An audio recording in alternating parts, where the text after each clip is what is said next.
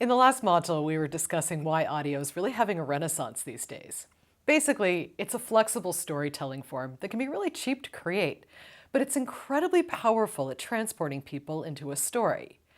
And the two most recent revolutions in computing technology have created new space for audio stories, that being smartphones with podcasts and voice assistants that have opened the door to interactive storytelling. This week, we dive into what makes a good audio story and how to write for the ear. We have two conversations with people who work with audio storytelling that I hope you'll listen to. First, Hannah Alam is a reporter at NPR who covers extremism. But before NPR, she was at BuzzFeed News. She's going to talk with us about how to make the switch from writing for the eye to writing for the ear. There's also a great reading this week about moving from print to audio, which I highly encourage you to spend some time with. We'll also talk with Ramtin Arablouei about sound design and soundscaping. Audio stories can be really simple, but he'll share the more advanced techniques for using scoring and production magic to really make a story sound gorgeous. And we'll talk about some of the ethical considerations to think about when adding production to a piece of journalism. All right, on to the focus of this week, the fundamentals of great audio storytelling. Now, you might think it's about great sound, or having a really good voice, or maybe the right recording equipment. But it's really not about any of those three things. For years, I've been looking at moment-by-moment data on what people do when they listen to stories and podcasts, measures of listening and measures of engagement, or what we sometimes call love. We've been looking at when people decide to stop listening, when they mark a story as something they're finding interesting, and when they decide to share it with a friend. We've learned a lot about what makes stories hold someone's attention and what causes people to decide to give up and listen to something else. What we've learned is that much of the time, it really comes down to whether the storyteller is thinking about the person listening when we're telling the story. It's not so much about the audio equipment or the voice. It's really about, are we connecting with them? Are we helping them understand why they should care about the story we're telling? Are we connecting the story with experiences they understand of the world? Are we being respectful of how much time they have to listen, or how much time the story is actually worth? And are we being clear with them about what we want the story to really communicate to them? So the number one lesson that we've learned when we've been studying data about listening is that you really have to think about your audience. I'll share some more of what we've learned from studying NPR One data in the next lecture.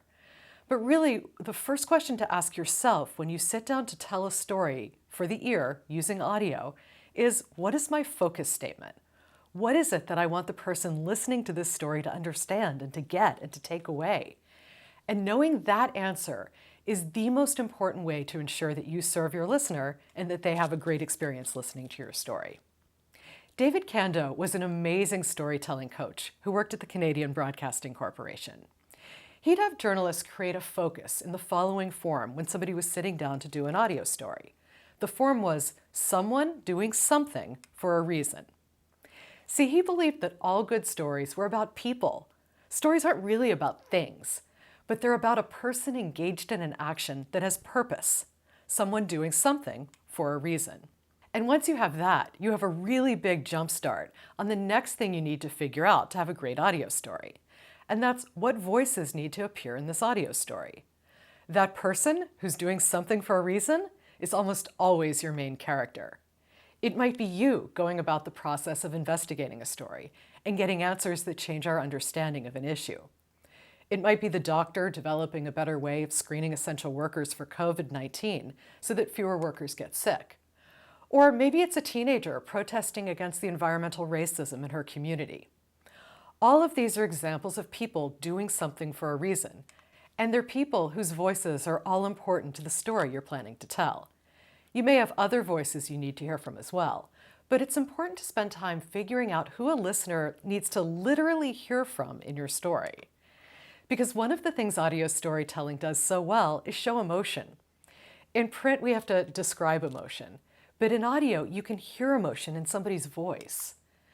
Once you've done an interview with the person doing something for a reason, or any of the people that need to figure in your story, you really should be listening for those emotional moments when you go through their tape. If there's tape that makes you laugh or cry or have any sort of emotional reaction, that's tape to think about using. We can always write a narration to explain a fact or describe an action, but the emotional reaction is something you need to hear in the person's own voice. You can hear how two people feel about each other when they interact during an interview.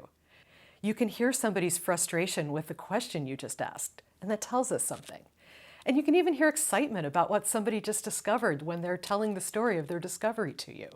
These moments provide a richness of information that can really only be transmitted through the human voice. That richness is one of the things that makes audio storytelling so powerful, as we discussed in the first part of the course. Next, we'll dive into some of the elements of writing that are different when you write for the ear, not the eye.